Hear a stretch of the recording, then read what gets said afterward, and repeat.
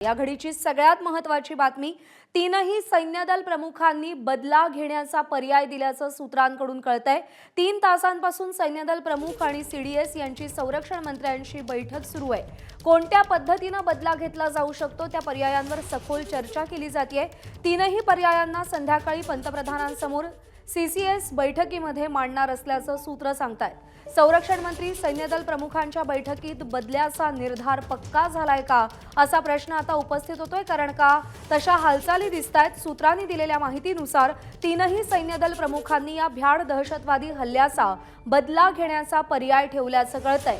3 तासांपासून सैन्यदल प्रमुख, सीडीएस आणि संरक्षण मंत्री यांची बैठक सुरू आहे। कोणत्या पद्धतीने बदला घेतला जाऊ शकतो, त्यासाठी काय रणनीती आखायची, कशा पद्धतीने पुढचं ऑपरेशन करायचं या संदर्भात पर्यायांवर सखोल चर्चा झाल्याचं कळतंय। तीनही पर्यायांना संध्याकाळी सीसीएस पंतप्रधानांसमोर बैठकीत मांडतील अशी माहिती मिळते। आज संध्याकाळी 6 वाजता मंत्रिमंडळ सुरक्षा समितीची बैठक होणार आहे आणि या बैठकीमध्ये पंतप्रधानांना या संपूर्ण हल्ल्याची सविस्तर माहिती दिली जाईल आणि याचं सडेतोड प्रत्युत्तर कसं द्यायचं, याचा बदला कसा घ्यायचा या संदर्भात काही पर्याय समोर ठेवले जाण्याची शक्यता आहे असं सूत्रांकडून कळतंय। त्यामुळे संरक्षण मंत्री आणि सैन्यदल प्रमुखांच्या बैठकीमध्ये बदल्याचा निर्धार झाल्याची चर्चा आहे। सोमेश कोलगे आपल्याला अधिक अपडेट देतील। सोमेश, बैठकांवर बैठका सुरू आहेत, काय अपडेट्स आहेत, काय रणनीती आखली जाते?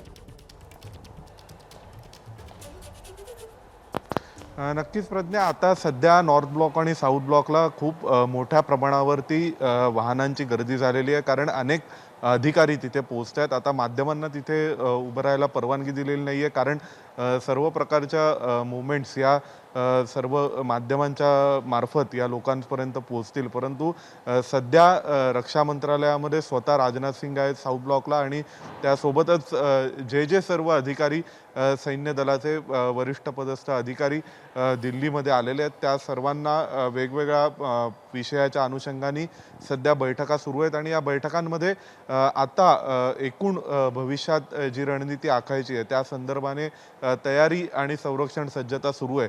विशेषतः या सगळ्याच्या अनुषंगाने आज संध्याकाळी जेव्हा कॅबिनेट कमिटीची बैठक होईल 6 वाजता पंतप्रधान नरेंद्र मोदींच्या निवासस्थानी, त्यावेळी आज या दिवसभरात झालेल्या सर्व बैठकांचं ब्रीफिंग हे पंतप्रधान नरेंद्र मोदींना आणि कॅबिनेट कमिटी ऑन सिक्युरिटीला दिलं जाईल आणि त्यानुसार मग पुढच्या कार्यवाहीची दिशा ठरवली जाईल असं कळतंय।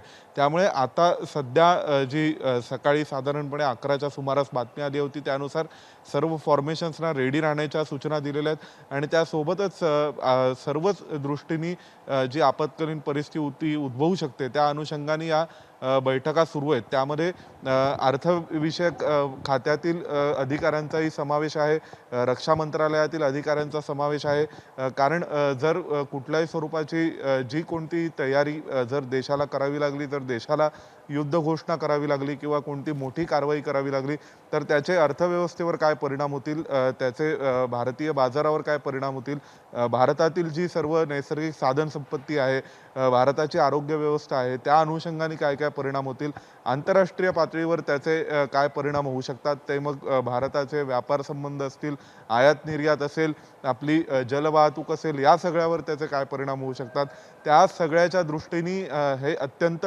संवेदनशील विषय असल्यामुळे सर्व प्रकारचे प्लान्सचे प्रोज अँड कॉन्स काय आहेत, कोणत्या कार्यवाहीनंतर त्याचे परिणाम काय होऊ शकतात, त्यासाठी कोणती तयारी लागेल, या अनुषंगाने सध्या अर्थ खात्यातील, वाणिज्य विभागातील, त्यासोबतच पीएमओतील अधिकारी असतील आणि संरक्षण खात्याचे अधिकारी आहेत, अर्थविषयक ज्या सगळ्या उलाढालींशी संबंधित वेगवेगळ्या खात्यांचे अधिकारी आहेत आणि आपल्या नैसर्गिक साधन संपत्तीच्या अनुषंगाने जे सर्व विविध खाते भारताच्या केंद्र सरकारमध्ये काम करतात त्यातील वरिष्ठ अधिकाऱ्यांची बैठक आता सुरू आहेत। आणि एवढी की जे विजय चौक आहे त्या ठिकाणी आता प्रचंड गाड्यांचे ताफे लागलेले आहेत आणि तिथे भरपूर गर्दी ही वाहनांची झालेली आहे, कारण सर्व अधिकारी हे सध्या एकतर नॉर्थ ब्लॉकमध्ये किंवा साऊथ ब्लॉकमध्ये रिपोर्टिंग करतायत आपापल्या पद्धतीने. त्यामुळे एकूण ब्रीफिंगच्या अनुषंगाने सगळी तयारी, सर्व प्रकारचं असेसमेंट आपल्याकडे असलेला म्हणजे केवळ कोणत्या तरी पाकिस्तानसारख्या देशाच्या विरोधात कुठली कारवाई करायची असेल तर हा केवळ सैन्याचा आणि शस्त्रसाठ्याशी संबंधित विषय नाही आहे. प्रामुख्याने त्यामध्ये मोठी भूमिका ही सैन्य दलाची आणि शस्त्रसाठ्याची, युद्धसामुग्रीचीच असणार आहे. परंतु दुसऱ्या बाजूला या सगळ्यामध्ये खूप महत्त्वाची भूमिका ही इतर ज्या तडजोडी, इतर तयारी जी करावी लागते, ज्यावर युद्धाचा आणि युद्धजन्य परिस्थितीचा परिणाम होतो, त्याही सर्वांची ही तयारी असणं आवश्यक आहे. आणि त्यामुळे आता सर्व अधिकाऱ्यांकडून फक्त ब्रीफिंग घेण्याचं काम सुरू आहे की सध्या काय परिस्थिती आहे, कोणत्या स्वरूपाचे प्लॅन एक्झिक्यूट केल्यानंतर काय परिस्थिती उद्भवू शकते आणि आपली कोणपर्यंत तयारी आहे. म्हणजे मग ती अगदी आरोग्य व्यवस्थेपासून ते इथल्या नैसर्गिक साधन संपत्तीपर्यंत, आंतरराष्ट्रीय व्यापारापर्यंत आपली बेअरिंग कॅपॅसिटी किती आहे, या सगळ्याचं ब्रीफिंग हे सध्या घेणं सुरू आहे. आणि या सर्व ब्रीफिंगची माहिती ही आज संध्याकाळी होणाऱ्या कॅबिनेट कमिटीच्या मीटिंग समोर ठेवली जाईल. त्यानंतर जी कॅबिनेट कमिटी ऑन सिक्युरिटी आहे, ज्यामध्ये पंतप्रधान नरेंद्र मोदी सुद्धा त्याचे अध्यक्ष असतात. बरोबर आहे. त्यामुळे जर प्रत्युत्तर द्यायचं असेल या भ्याड हल्ल्याचं, तर त्याच्यासाठी त्या भोवती फिरणाऱ्या प्रत्येक मुद्द्याच्या अनुषंगानं सध्या चर्चा होतीये, साकल्यानं विचार केला जातोय. सोमेश, विनंती, सोबत राहा, आणखी काही अपडेट जाणून घ्यायचे. एबीपी माझा, उघडा डोळे बघा नीट.